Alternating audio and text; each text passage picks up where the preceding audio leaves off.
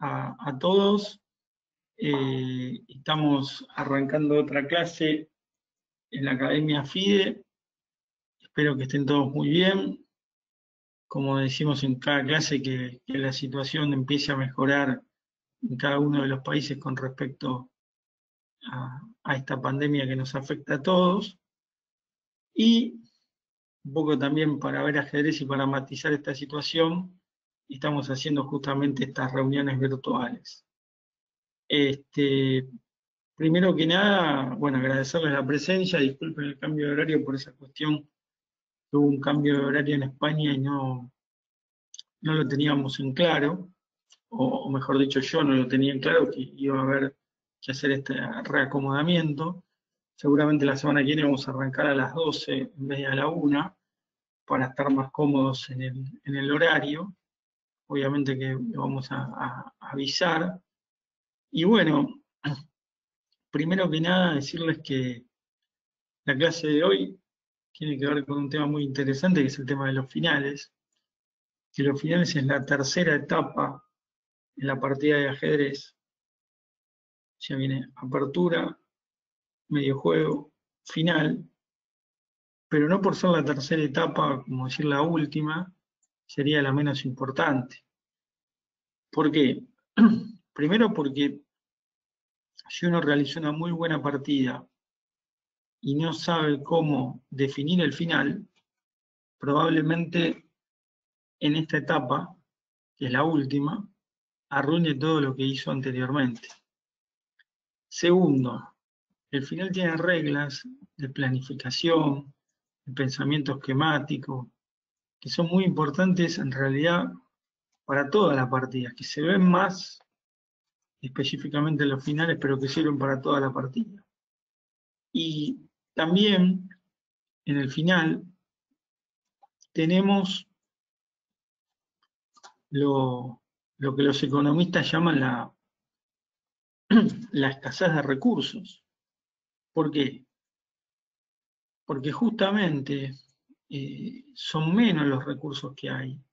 Y con pocas piezas, por eso digo pocos recursos, tenemos que hacer todo nuestro juego. En la apertura y sobre todo en el medio juego, con todas las piezas desarrolladas, se puede hacer muchas más cosas, hay muchos más recursos tácticos o de cualquier tipo para blancas y negras. Entonces no todo termina en uno o dos planes, hay muchas cosas por hacer.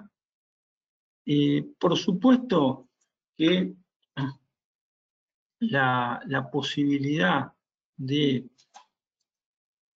que haya más recursos en el medio juego o en la apertura que en el final no inhibe a que no sean importantes. Por eso estuvimos estudiando el mediojuego, la táctica y la estrategia. Y la semana que viene vamos a hablar más detenidamente del tema de aperturas, para cerrar esta serie de 4 clases. Pero con respecto a los finales, lo que es muy importante es que con muy poca plata, para decirlo de una manera simple, con muy poco dinero, yo tengo que hacer mucho. ¿Y por qué digo tengo que hacer mucho? Bueno, porque de pronto tengo un rey, un alfil, 3 peones, y eso es todo lo que tengo, y ahí tengo que basar mi partida en eso.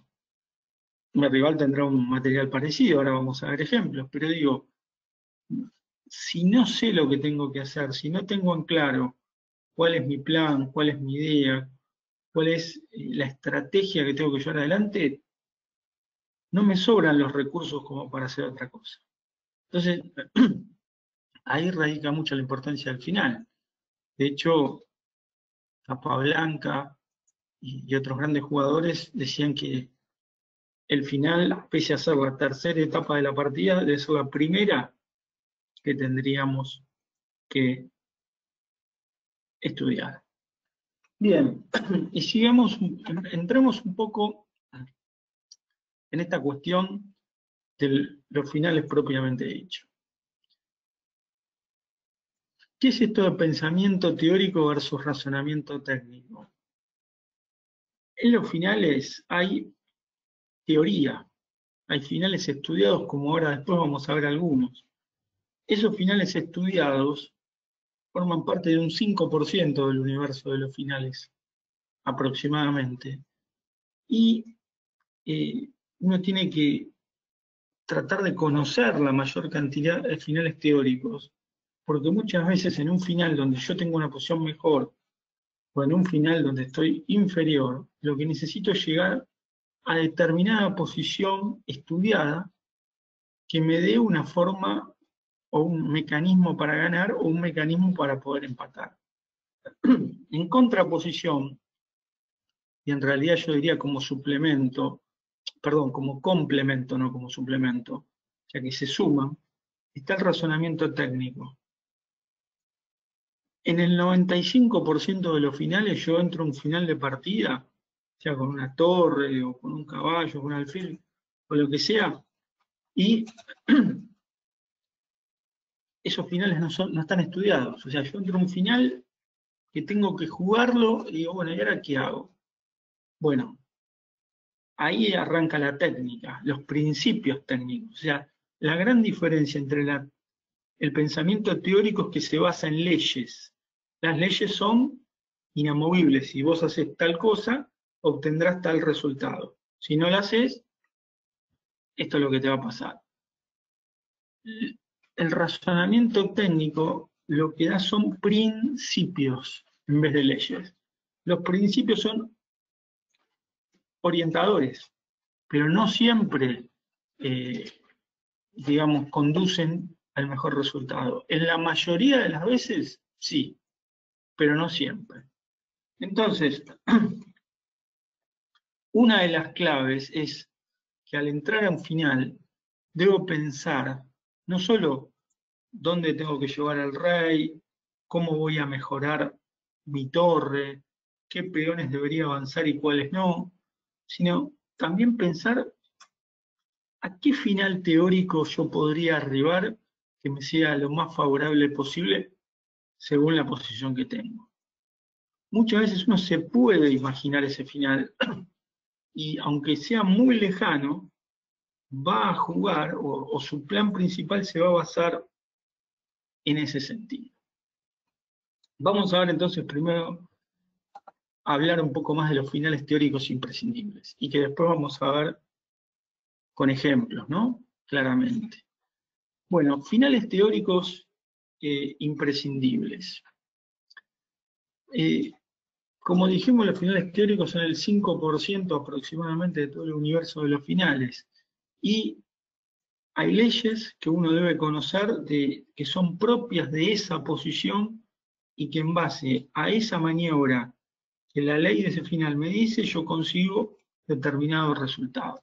Sea ganar, sea si estoy peor, empatar.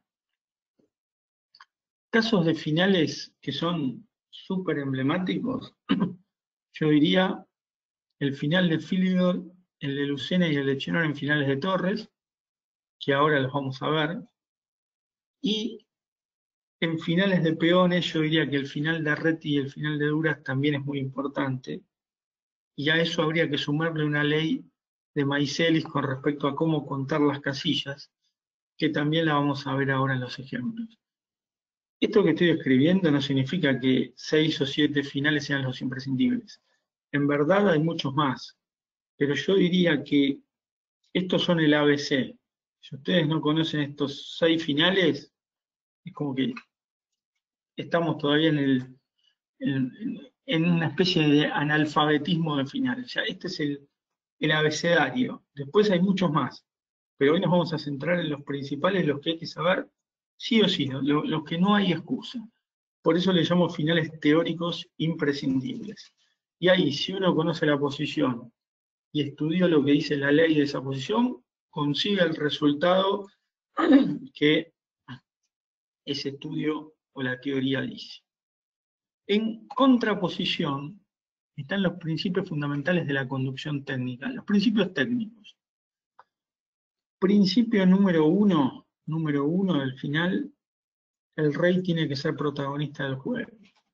Salvo que se dé un final de piezas pesadas, de damas y torres. Hoy no vamos a dar ningún ejemplo de damas y torres, perdón, porque en los finales de damas y torres se les llama piezas pesadas porque son de un poderío muy grande, entonces el rey no puede entrar a jugar en la partida, porque lo revientan a jaques y termina, obviamente, recibiendo jaque mate.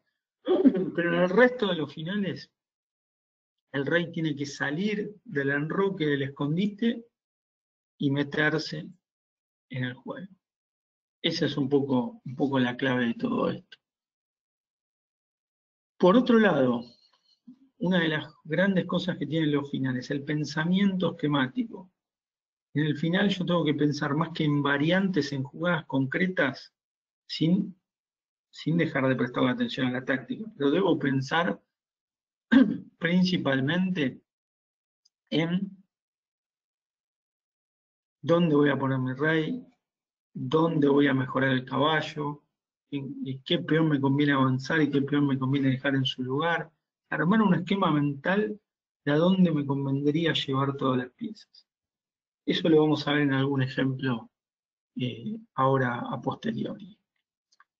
Otro principio técnico fundamental es el de los dos frentes, que también lo vamos a ver en ejemplos. ¿Qué es dos frentes? Cuando yo estoy jugando un final que tengo ventaja, muchas veces lo ataco a mi rival por un sector y resulta que ese sector,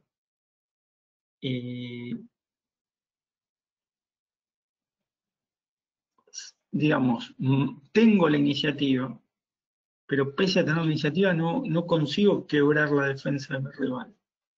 Entonces, una de las claves para vencer en un final, cuando justamente el adversario se defiende bien, es generar un segundo frente de ataque. Por eso se llama principio de los dos frentes.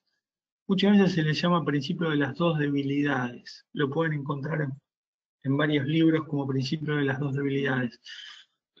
A mí no me gusta tanto usar lo de debilidades porque me da la sensación que debilidades tiene que ver con dos peones o casillas débiles. Y en realidad cuando se habla de dos frentes pueden ser peones débiles, casillas débiles, entrar por una columna, avanzar un peón libre. No tiene que ver solamente con debilidad de peones o casillas. Tiene que ver con crearle dos problemas distintos al rival. ¿Por qué? Porque generalmente el que se defiende no tiene la misma velocidad para ir de un lado al otro a cubrir esos dos problemas que tiene, ¿no? Como un arquero de fútbol que le tiran una pelota a la izquierda y otra a la derecha. Una de las dos tendría que entrar porque a los dos lados no podría volar el arquero, ¿no? A atajar ambos balones. Otro principio fundamental es la profilaxis, que hablamos un poco la semana pasada cuando nos metimos con el tema del medio juego. La profilaxis es muy interesante porque es la prevención del plan rival. Muchas veces en los finales yo tengo que pensar muy bien lo que voy a hacer y cómo voy a tratar de evitar el contrajuego rival. Si lo puedo evitar, si no lo pudiera evitar, tengo que ver qué puedo llevar adelante, qué otra estrategia, pero tengo que tener pensado el tema de mejorar mi posición en base a empeorar la del rival. ¿Y cómo empeora la del rival? Muchas veces no solo con jugadas directas mías, sino con jugadas que lo restringen, que le impiden, que no lo dejan. Esa es un poco la idea de todo esto. Y otro principio fundamental, y habría muchos más para decir, es la coordinación de fuerzas que hablamos también en el medio juego.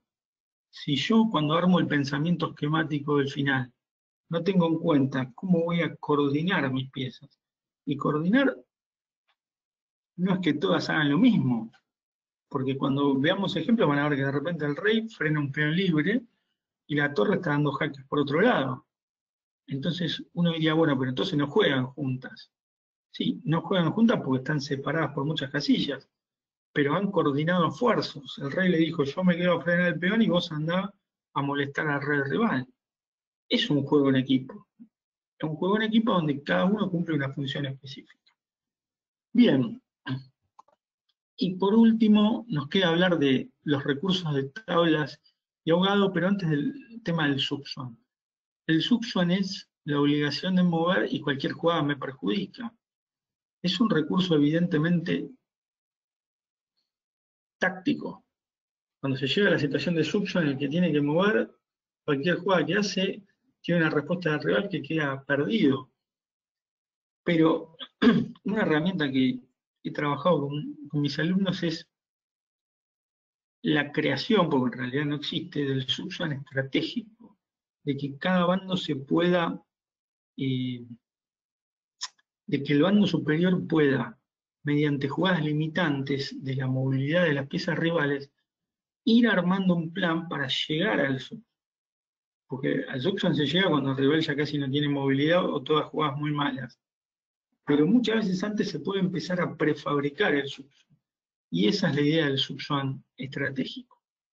Bien, y por último, hoy tenemos que apurarnos un poco porque tenemos que terminar 13:45 por estos cambios de horarios que ha habido. Ya la semana que viene, al empezar a las 12, vamos a tener más facilidad para movernos con más tiempo. Recursos de tablas usuales. Bueno, el jaque perpetuo, el ahogado, que muchas veces es por torpeza del que está mejor o por habilidad del que está peor. La idea es que uno lo tenga presente, ¿no?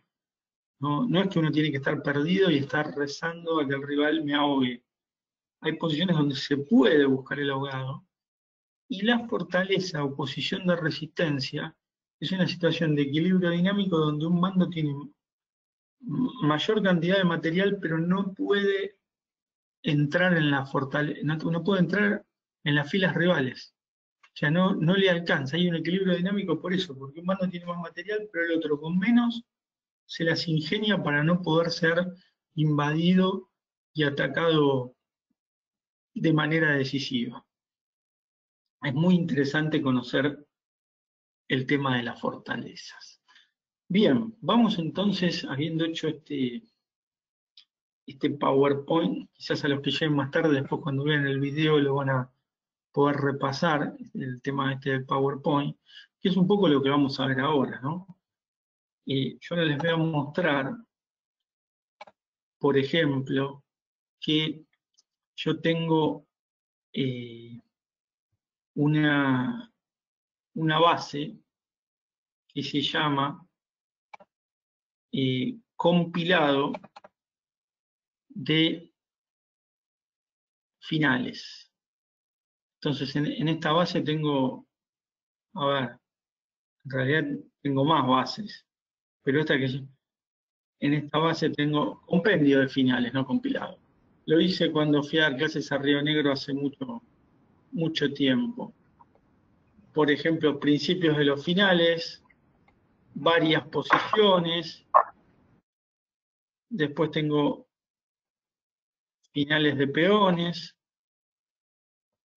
y bueno, después tengo finales de piezas menores contra peones, y entonces he ido armando bases de datos. Dijimos que si hay finales teóricos, significa que hay una teoría de finales. Y si hay una teoría de finales, ¿por qué vamos a tener bases de datos de apertura y no bases de datos de finales? Tenemos que tenerla.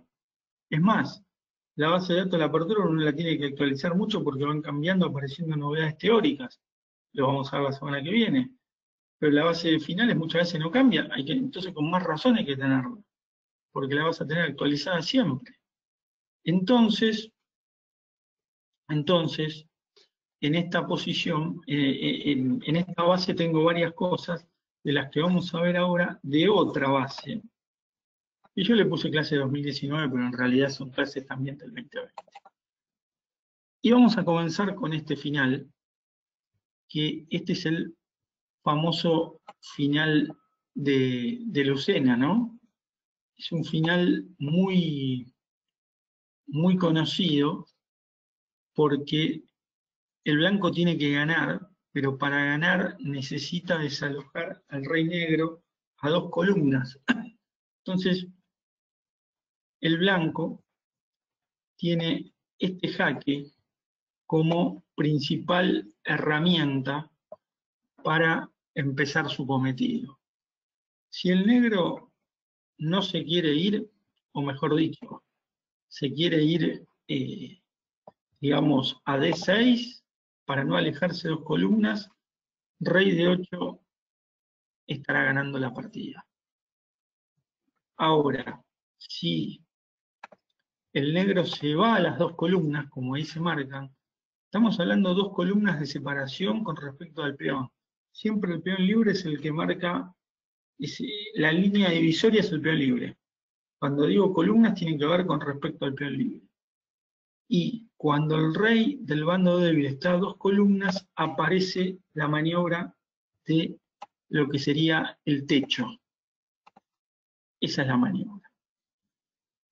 El famoso techo.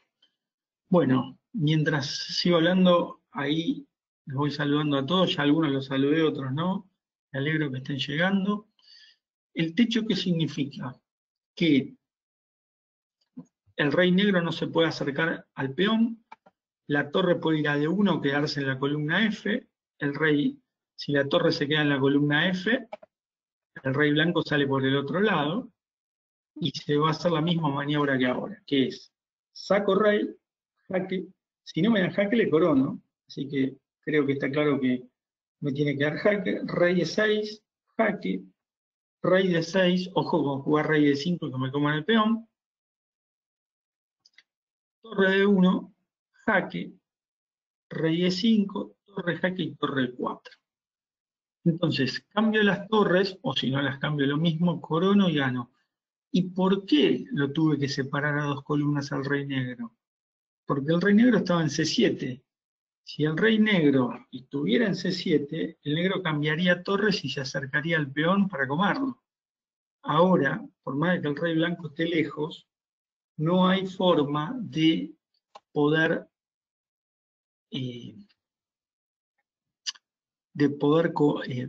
detener la coronación del peón blanco.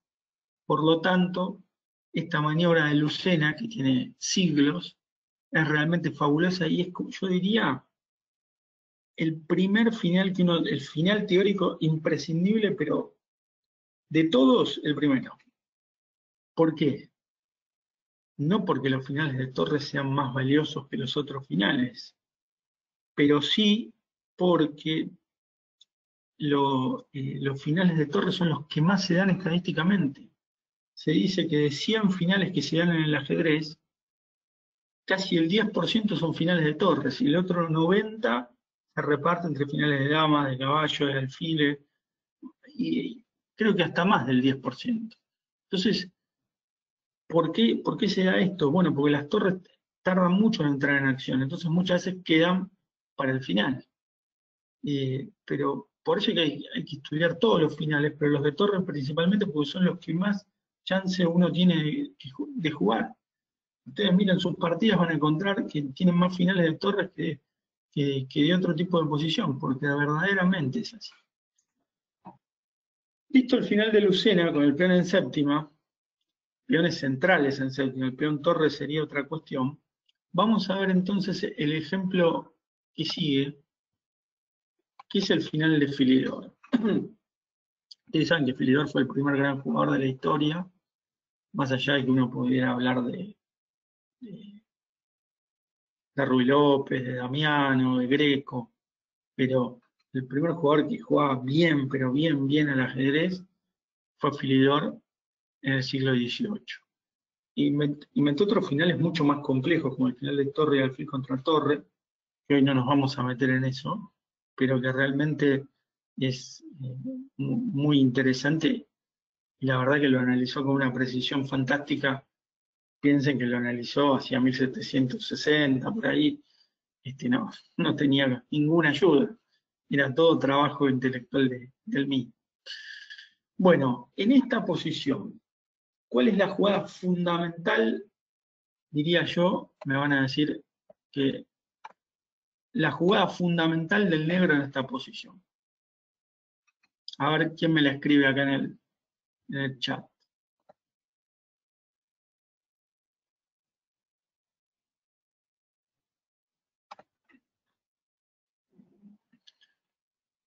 A ver, juega el negro, ¿no? Sería torre a 6, exacto, como dijo Jacob Alessio. Torre a 6. El negro juega torre a 6 y fíjense lo que logra. Corta el paso a la sexta fila del rey blanco. Si el rey blanco quiere pasar, lo único que le queda es avanzar el peón a sexta. La torre blanca puede dar jaques, el rey va a ir a D7, le puede dar otro jaque, el rey vuelve a D8. El rey está custodiando el peón.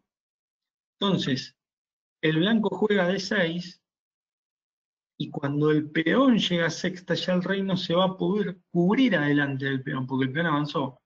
Entonces, torre a 1 para dar jaques por detrás. Esa sería la clave. Entonces, ya ahora no hay forma de evitar las tablas, porque supongamos que el blanco juega rey E6, le doy jaque, sigo con los jaques, si se aleja del peón se lo vengo a comer, y si no, sigo dando jaques. Y si en esta posición, aquí, el blanco hiciera torre H5, primero que podría jugar rey D7, pero también doy jaque, doy jaque, doy jaque, y hasta puedo cambiar torres, porque la posición clave de finales de peones es esta, y yo sé que tengo que tener la oposición cuando el rey rival llega a sexta. Entonces juego rey de 8. Y ahora voy a ir al lugar según lo que juegue mi rival. Si va a C6 voy a C8, si va a E6 voy a D8. Este final de Philidor, el que dice que estudió finales y no conoce el final de Philidor, mentira, no estudió nunca finales. Este es el final fundamental. Lucena y Philidor. El de Lucena van a saber cómo ganar con un peón en séptima, el de Philidor, peón en séptima que no sea peón torre, el de Philidor para evitar que el peón llegue a séptima y que te gane la partida. Ahora, ¿qué pasaría si, bueno, saludamos a Edo y a todos los demás, Jacob, Alessio, Paula, Gabriela, bueno, ya me olvidé de todos los que están, José Luis, ya me olvidé de todos los que están. ¿Qué pasaría si estamos en esta posición? Vamos a sacar las jugadas porque ya llegó Edo, se va a enojar. Si no, le ponemos las jugadas ahí. Disculpen que hoy tenemos que ir rápido porque cambiaron los horarios en España y después hay una clase. Bueno, acá el rey está en sexta, o sea que la torre negra no llegó a tercera fila.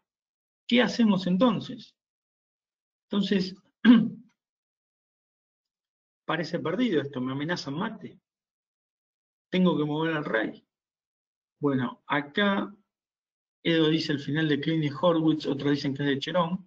Lo fundamental es mandar al rey del lado corto del peón. Ven que la flecha amarilla marca el lado corto, la flecha negra marca el lado largo. Fíjense que siempre el peón libre tiene un lado corto y un lado largo, porque el peón ocupa una casilla y quedan 7, 2 y 5, 3 y 4, pero siempre se pierde. Perdón, siempre se pierde, digo, que se pierde la paridad. Va a ser impar, o sea que va a haber un lado corto y un lado largo. Lo importante es tomar la referencia del peón. Entonces, rey del lado corto, me quieren ganar, porque quiere sacar el rey para seguir avanzando, y ahora torre del lado largo para dar jaque. El rival insiste, entonces no le dejo sacar al rey. Y cuando quiere jugar a jaque, vengo, y si viene, yo espero. Y si jaque, yo espero, y si se va, rey G7. ¿Por qué rey G7? Porque si ahora me quisieran hacer torre A7 y F6, yo podría jugar el final de Filidor. Sería jaque, vamos a suponer, ¿no? El blanco jugará jaque, rey F8 y F6, ya tengo el peón en sexta, entonces le empiezo a dar jaques por detrás y estoy en el final de Filidor. Por lo tanto, es muy importante en la situación, digamos, inicial, y vamos a volver a ella, en la situación inicial, perdón que me confundí en lo que viene esto, saber que el rey va del lado corto y que luego, cuando el rey blanco amenaza avanzar, la torre va del lado largo para hackear de lejos. Ahí tienen una buena coordinación de fuerzas, que como dijimos, jugar en equipo no es hacer lo mismo, es vos haces tal cosa y yo hago tal otra, pero entre los dos logramos el objetivo. ¿Cuál es? Evitar que el peón F corone. Bueno, estos tres finales, después está el de Bancura, hay millones de finales más de torres, pero estos tres finales hay que saberlos sí o sí, y sobre todo porque son finales que se pueden dar muchísimo, porque los finales que más se dan, las partidas de ajedrez estadísticamente a todo nivel, son los finales de torres. El peón caballo no es tan así, y bueno, hoy no lo vamos a dar porque no sería meterse en otro tema, pero no es tan así. Sobre todo son los peones alfiles, dama y rey. Los peones caballo hay una forma más fácil de defenderlo, que hasta con la torre en primera se pueden defender, pero ahora no me voy a meter en eso. Bien, vamos a otro que dijimos que era un final teórico imprescindible. Este final, si uno lo ve, es increíble que el blanco pudiera empatar, porque fijémonos los cuadrados. El rey blanco está a kilómetros del cuadrado del peón negro, y el rey negro está dentro del cuadrado, y todavía le toca al negro, o sea que no solo el rey blanco está lejos, le pueden comer el peón, le pueden avanzar el peón H. Esta es una obra maestra, como dice Mauro, el final de Reti. Una obra brillante. Bueno, Reti ha sido un jugador excepcional y sus composiciones fueron fantásticas.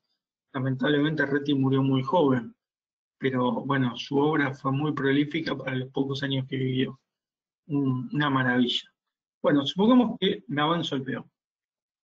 El rey viene y ahora puedo elegir. Puedo decir, bueno, le voy a comer el peón para que no me moleste más. Y acá viene la jugada clave del estudio de Reti. El famoso doble propósito. El rey en E5 amenaza entrar en el cuadrado del peón y apoyar con rey de 6 la coronación. Esa es la jugada clave. Fíjense que ahora, si rey por C6, rey F4 es tablas, y si H3, juego rey de 6 y coronamos los dos. Es fantástico. Ahora, volvamos a la posición inicial. Supongamos que acá el negro jugara rey B6, también podría jugar rey acá. Y ya estoy amenazando, comerle el peón, con rey G5. Entonces, contra H4 estaríamos transponiendo a la otra posición. Quiere decir que es una maravilla este final de Richard Reti. Y este final hay que saberlo.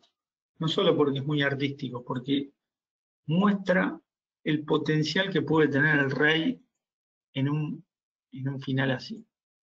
Entonces, hay que tratar de jugar con el rey y darle el máximo de su potencial.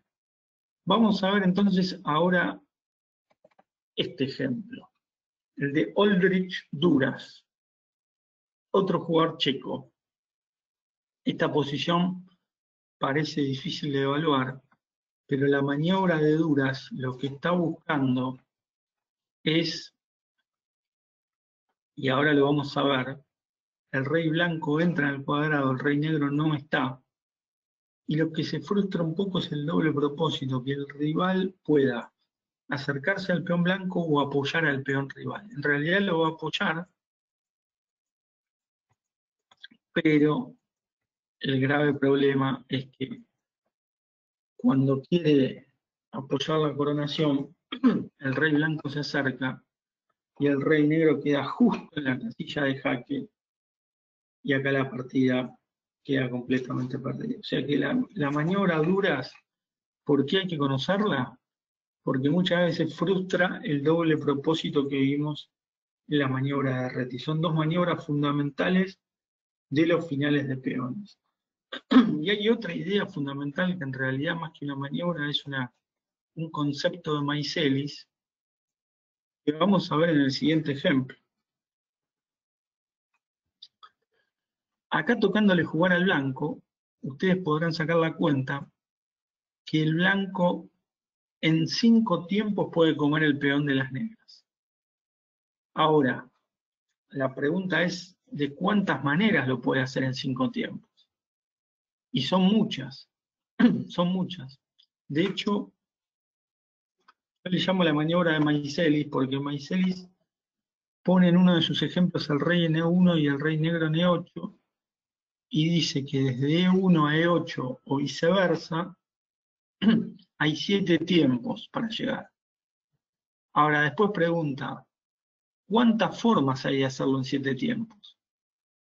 Y uno se pone a pensar y uno dice, bueno, debe haber 2, debe haber 3, ponele que debe haber 20, no sé.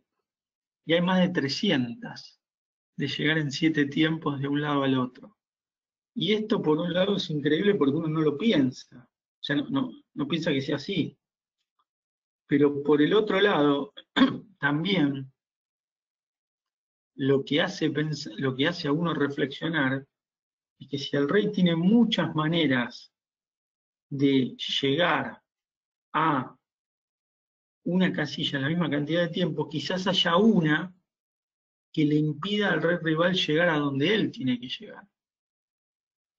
El tema está en ver si el rey negro se puede acercar al peón. La jugada clave es rey 6, y ahora vamos a lo que dice, no hay que dejarlo llegar a C7.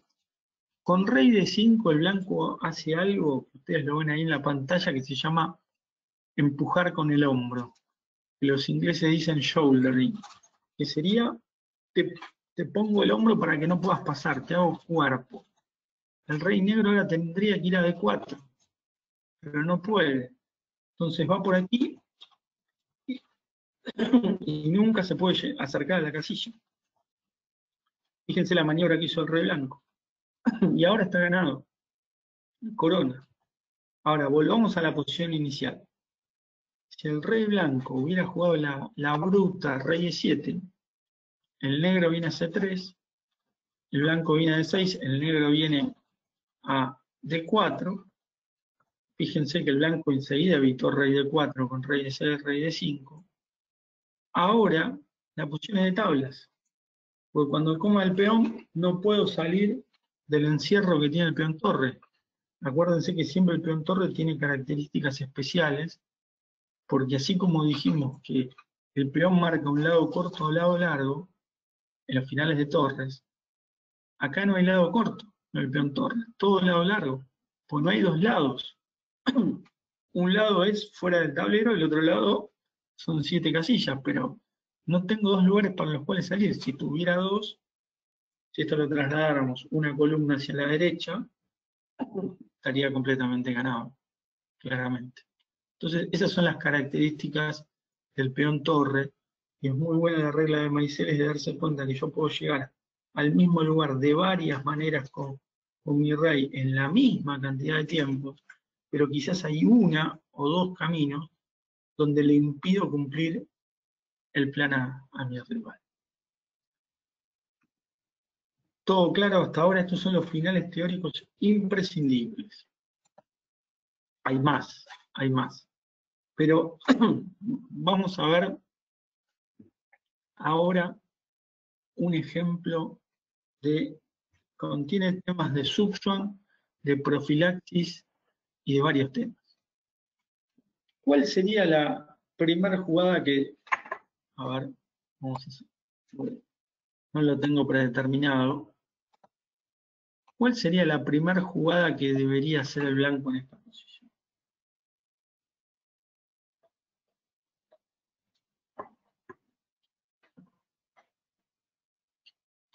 F3. Esa es la idea. Acá juega el negro, pero el blanco tiene que hacer eso. Y F3 va a servir, sin lugar a dudas, para lograr que el rey blanco se ponga en acción. Vamos a esa posición. El negro jugó torre... esperen que... El blanco jugó... Perdón, juega el blanco, ¿no? A ver, déjenme ver una cosa. Juega el blanco. Ahí está. Fíjense que con F3 el blanco no solo fiscaliza al caballo, o sea, no lo deja activar, sino que le da salida al rey. Cuando no hay peligros en la diagonal negra, la jugada es F3 o F6 para el negro para traer el rey al centro del tablero, en los finales, justamente. Lo que hablamos del principio técnico de darle protagonismo al rey en el final. Bien, en esta posición juega el negro y el negro hizo torre C8. El blanco, si se va, le deja la columna al negro, entonces prefiere cambiar. Y ahora el blanco juega rey F2. El negro juega rey F7, el blanco trae el rey, el negro también trae el rey. Y esta jugada B4 es muy interesante, porque tiene que ver con el subswan estratégico que dijimos, que es un invento, no existe. No lo busquen por Google porque no lo van a encontrar. Pero el blanco empieza a darse cuenta que el negro va a quedar medio atorado en cuanto a la posibilidad de mover sus peones, y empieza de alguna manera a fabricar el subswan. Entonces, el negro jugó G6, pone más peones en el color de su alfil, aunque impide que le entren por F5, igual no creo que el blanco pueda entrar. Y G4 es una muy buena jugada, porque tiene que ver con el principio de los dos frentes. El blanco empieza a armar juego por los dos lados. ¿Cuál va a ser el sector decisivo? No lo sé. Yo te voy a presionar por ambos sectores y veremos cómo te defendés. El negro jugó caballo D7, el blanco hizo F4, el negro jugó caballo F8, el blanco G5, el negro jugó rey D6 y el blanco hizo rey F3. Y ahora el negro hizo caballo E6. Caballo E6 yo creo que es dudosa, porque el caballo blanco es muy bueno, pero el final de alfiles que ahora resulta es muy superior, yo diría, ventaja decisiva para el blanco. Entonces, esto tiene que ver con lo que dijimos en el PowerPoint, que después lo van a poder repasar en el video, del pensamiento esquemático. Cuando yo armo el esquema, yo con blancas tengo que decir, el día que ese caballo no esté más en D4, yo tengo que plantar mi rey. Y eso es lo que va a pasar. Pero también en el pensamiento esquemático yo tengo que saber qué piezas me convienen cambiar y qué piezas no. Al negro le convendría por escándalo cambiar su alfil por el alfil del rival o por el caballo. Nadie se lo va a cambiar. Pero el cambio de caballos no le asegura mejorar su posición. Karpov cambió, volvió, el rival jugó alfil G4, Karpov jugó alfil D3, porque quizás si juega rey D4 puede venir alfil E2 y alfil C4. Entonces, primero evita alfil D3, profilaxis, evita alfil E2, profilaxis, hablamos, prevención del plan rival, vuelve alfil E6, amenaza D4 y alfil por A2, no lo dejo hacer D4, obviamente. Y cuando vuelve alfil G4, ahora sí empiezo a construir el subswan. el negro está muy mal, y fíjense lo que es esto, ¿no? Estamos en la situación de alfil bueno contra alfil malo y buscando el succión. Y ahora la situación de succión se consigue con alfil D1, amenazo alfil G4, alfil E6 y ahora alfil F3. El negro tiene todos los peones fijados. Si mueve el rey blanco invade. Por E5, C5. Si mueve el alfil, entonces invade el alfil. Amenaza alfil C8. Estas posiciones de succión. Ya estos succión tácticos. Pero fíjense la importancia que tuvo la jugada B4, que empezó a preparar muchas jugadas antes lo que hoy es el succión táctico. O sea que el succión estratégico es ir armando lo que a futuro va a ser el succión definitivo. Bueno, si rey C6, viene rey E5, jugó alfil E6, y en esta posición se cambiaron alfiles, y por supuesto G4. Y acá el negro está perdido, porque el blanco simplemente haciendo A3 lo deja succión al negro. Y fíjense que el blanco tiene mejor rey, peones más móviles, y la ventaja de tener tiempos o de tener un F5 latente, le da la partida por ganada inmediatamente. De hecho, el negro acá abandonó, porque no hay salvación alguna ni con rey C6 ni con rey E6. Esto es una posición de succión, pero en verdad el succión empezó muchas jugadas antes cuando el blanco hizo B4.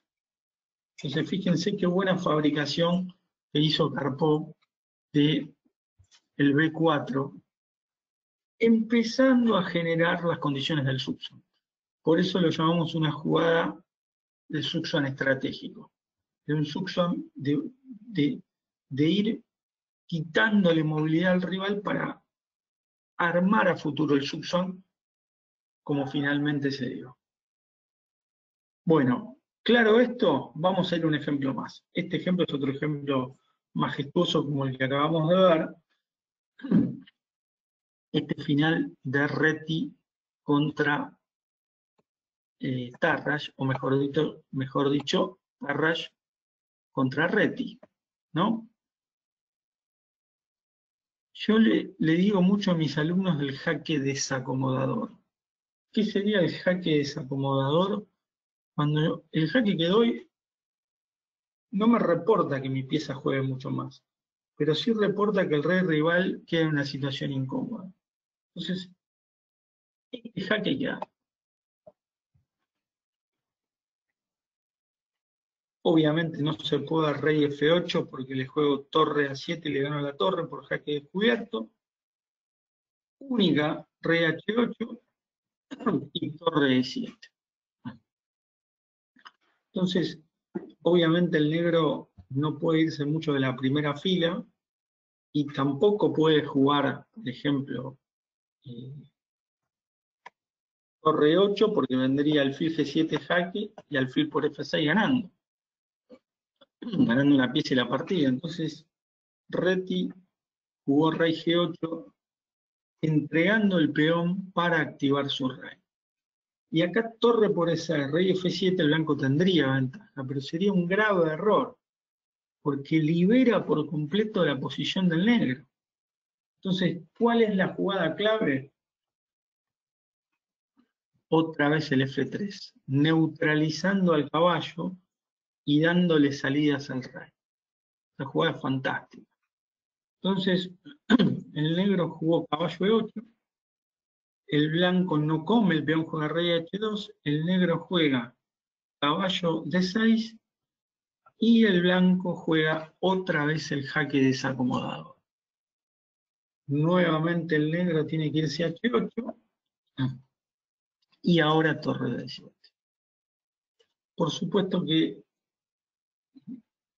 el caballo no tiene grandes opciones, en este caso decidió ir a B5 Y ahora el blanco, en vez de hacer alfil de 2, este alfil en HC es una potencia, la jugada clave es insertar al rey no solo en el juego, en este caso en el ataque. Muy bien, ahí había apuntado Jacob.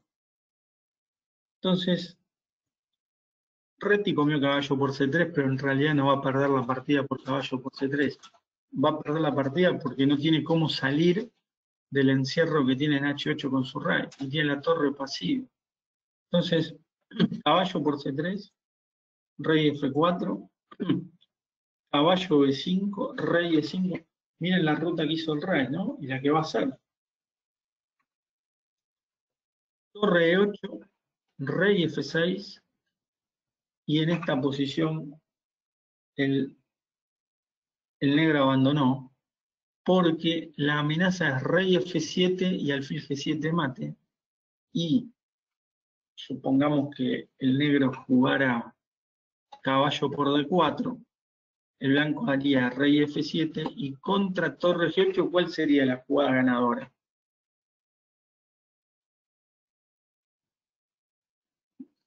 Torre D8, muy bien, no alfil G7 porque sería torre por G7 jaque. Torre D8 y mate en G7, excelente, muy bien Valentín, muy bien Roberto, muy bien lo que dijo Alan, el rey caminante de la partida Short Team, ¿no? El King Walker, sí, muy bien lo que dijo Alan. Este final tiene profilaxis con F3, uso del rey como principio, prevención del contrajuego, el jaque es un final completo. O sea, todo lo que vimos en el PowerPoint se puede ver en este final o en el final de Karpov contra Hort que acabamos de ver. Son dos maravillas que resumen un montón de las ideas que estamos viendo hoy. Disculpen que hoy vamos más apurados, les digo a los que llegaron. En realidad no es que llegaron tarde, es que tuvimos que adelantar la clase porque España adelantó 1 hora y después viene otra clase de, creo que, de unos chicos de España, y no les podemos cambiar la clase a ellos ni pasarles por arriba. Por eso es que hoy vamos más apurados, pero la semana que viene vamos a recuperar este tiempo, arrancando a las 12 en vez de a la 1. Eso ya anótenselo, por favor.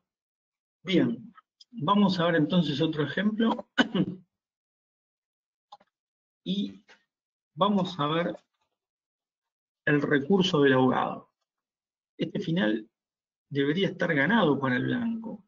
Sin embargo, el negro la semana que viene va a ser a las 12 horas Argentina. La semana que viene. Hoy arrancamos 12:30. 12 para volver a hacer lo que eran antes las 13, dado que España adelantó 1 hora. Así que se van a tener que levantar antes algunos, porque algunos no son de Argentina y los vamos a hacer madrugar. En México o en algún lugar los vamos a hacer madrugar. Bueno, el negro tiene un recurso acá fantástico. Primero, el negro busca el jaque perpetuo, especulando con que el rey blanco nunca puede ir a la columna F por la clavada. Entonces, lo que queda que es ir H3. El negro sigue dando jaques y llegamos a la posición clave. El blanco amenaza mate con dama de 8 y se acabaron los jaques. ¿Pero es esto así? ¿Qué les parece? El ratatatata de Pepe Cuenca y Alessio. Torre H6 logra tablas, porque si el rey blanco no come a la torre, bueno, me come la dama y desde ya que logro las tablas, y si como, se produce la figura de ahogado. Y esto es lo que decía en el PowerPoint al principio. Hay que buscar el ahogado si existe la chance, no rezar a ver si mi rival se equivoca. Hay que tratar de buscarlo. Y acá el negro lo buscó y lo consiguió. Este es un final teórico, pero de última hay que conocer esta maniobra. La verdad es una maniobra, ahora que uno la ve parece lógica, pero al principio parece increíble que el negro pueda lograr ahogado. pero lo logra especulando con el jaque perpetuo, dado que el rey blanco no puede pasar por la columna F. Bien, vamos a ir ahora a el ejemplo de posición de resistencia. Acá el negro lo que debería evitar es que el blanco acomode bien sus piezas para lograr una posición de resistencia o fortaleza. Sin embargo, el negro jugó rey F5 y el blanco consiguió esta posición. ¿Qué pasa con esta posición? Que simplemente el blanco puede entregar el peón y de acá ¿cómo lo sacan? Es una posición inexpugnable. El caballo en E4 va a controlar las entradas por negras, sea G3, sea F2. El alfil controla las entradas por blancas, sea F3 o H3. Y aparte defiende al caballo. Entonces, no hay posibilidad de darle mate al rey blanco. Lo que el blanco tiene que hacer es mover al rey, o si llegara a necesitar, jamás mover el caballo. O el alfil H1, alfil G2. Y la partida es tablas, inevitablemente. Es una posición de resistencia, o como dice Juanchi, una fortaleza. Tal cual, una fortaleza. Entonces, esto también es un recurso de tablas y hay que estudiarlo, ¿eh? Las fortalezas, hay muchísimas más fortalezas, y forman parte de los finales teóricos, porque las fortalezas están estudiadas, entonces hay que, cuando uno se arma una base de datos con finales teóricos, tiene que meter varios ejemplos de fortaleza. Alfil y caballo contra dama, torre y peón contra dama. Hay muchas posiciones que terminan siendo una fortaleza. De hecho, vamos a terminar con una fortaleza muy divertida, que es un problema bastante interesante. Pero les voy a mostrar un ejemplo mío de el torneo continental del 2003, jugando contra el gran maestro de Tina Cruz. Si ustedes ven la posición del negro, van a decir, pobre negro, le van a coronar, ¿no? Porque los peones blancos de E6, de E5 y de F5 son un terceto mortífero. Y el peón de D2 es muy bueno, pero está solito. Obviamente que el negro puede ganar la torre blanca, pero ¿cómo va a ser la torre negra para frenar a esa fuerza incontenible de los tres peones blancos? Bueno, a mí me quedan 3 minutos y yo primero pensé en abandonar y después dije, no, ya tengo que buscar algo, hacer alguna jugada para tratar de resistir. Y bueno, cuando no encuentre más jugada, abandono. Pero algo tiene que haber. Y cuando más o menos me quedaba un minuto, encontré una idea increíble que debería fallar, pero por suerte salió bien. Primero que nada, hoy no lo vamos a tratar porque estamos apurados y porque aparte sería un tema largo, pero en el libro que hicimos con el gran maestro Peralta, Las dos caras del entrenamiento, con Fernando hablamos de la trilogía de las T en los finales. Las 3 T: técnica, que tiene que ver con los principios técnicos que hablamos, tenacidad y temple. La tenacidad y el temple es anímico. Si yo acá anímicamente no hubiera estado fuerte, abandonaba, porque esta posición no la puedo defender. Y la tenacidad es la traducción en jugadas de ese temple. Es decir, bueno, acá tengo que encontrar, y por supuesto la técnica, porque si uno no tiene técnica en los finales, por más temple que tenga, va a hacer cualquier cosa. Pero esa trilogía de las T es fundamental. Bueno, por suerte, en este caso me funcionó. Si corono dama, simplemente estamos hablando de torre por D1 y F6. Y a torre por E6 F7 y el blanco lleva una dama. Entonces, la primera jugada tiene que ver con la primera jugada negra. Perdón, acá juega el blanco, ¿no?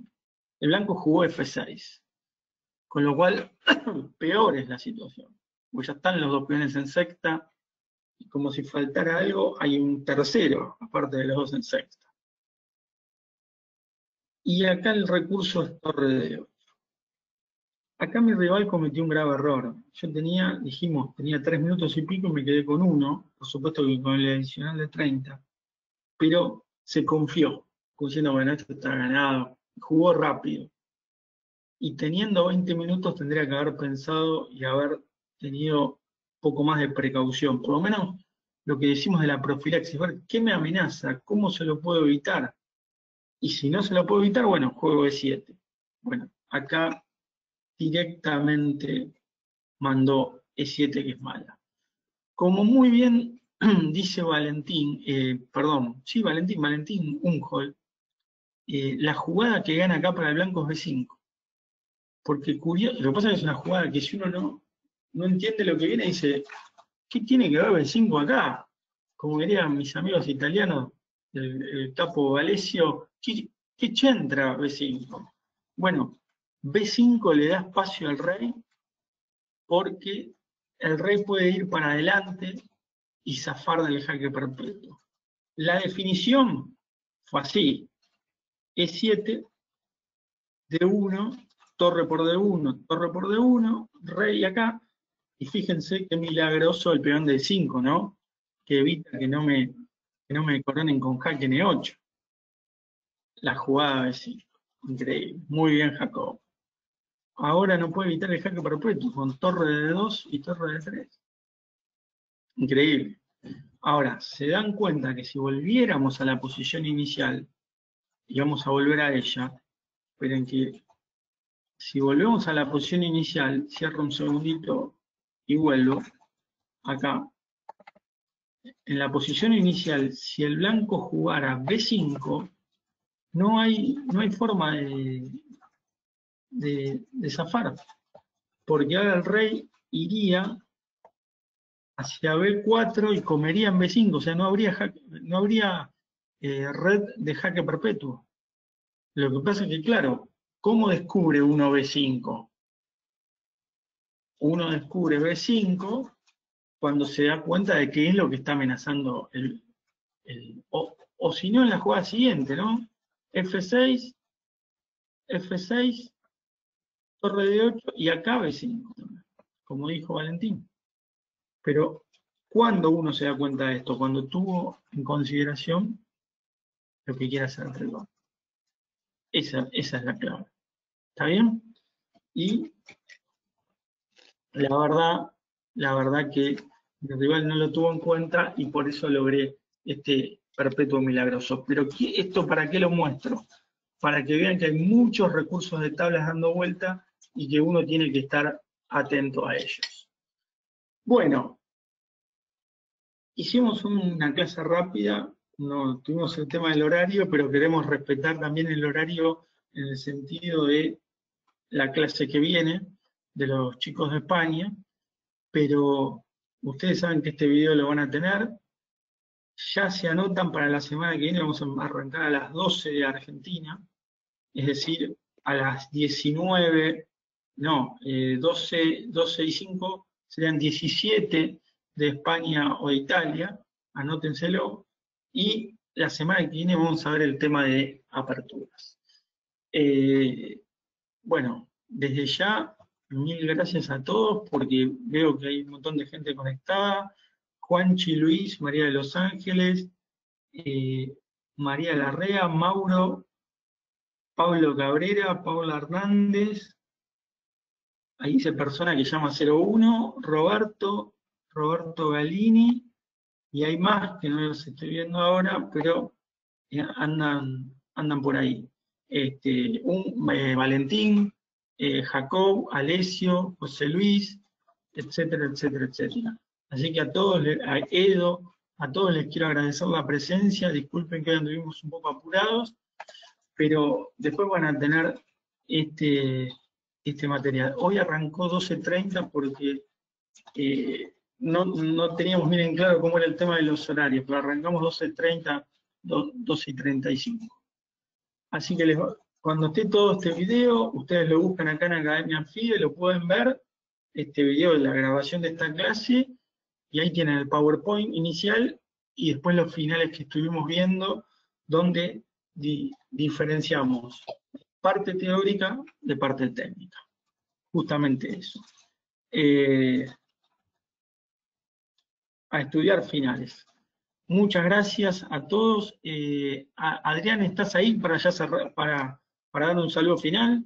Sí, Alejo, muchas gracias. Bueno, una vez más, igual pido disculpas que no pudimos coordinar muy bien con el tema de horarios debido al cambio de hora aquí en España, bueno, prácticamente la franja horaria europea, en Italia igualmente.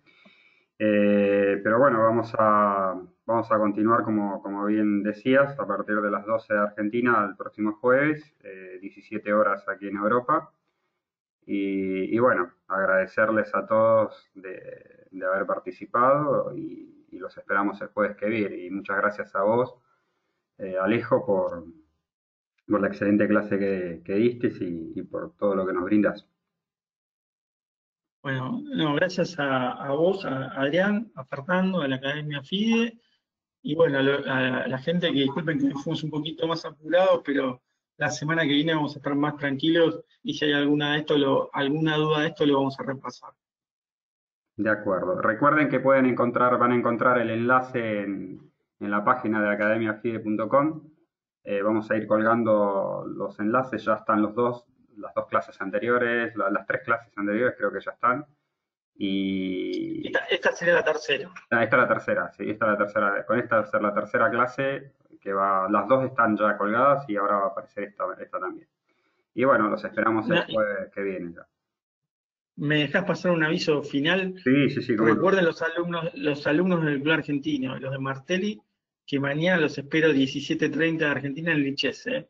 Y a Alessio, que todavía lo tenemos en Italia, también lo vamos a dejar participar, así que lo esperamos en Lichess a las 17:30. Y si algún otro se quiere sumar mañana, de los chicos que se sumen.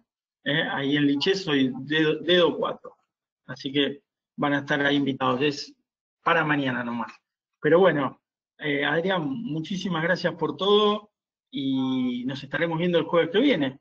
Nos vemos el jueves que viene. Saludos, saludos a todos y gracias a vos, Alejo. Un Saludos abrazo. y a Michi. Pasen todos bien. Chao. Chao. Chao.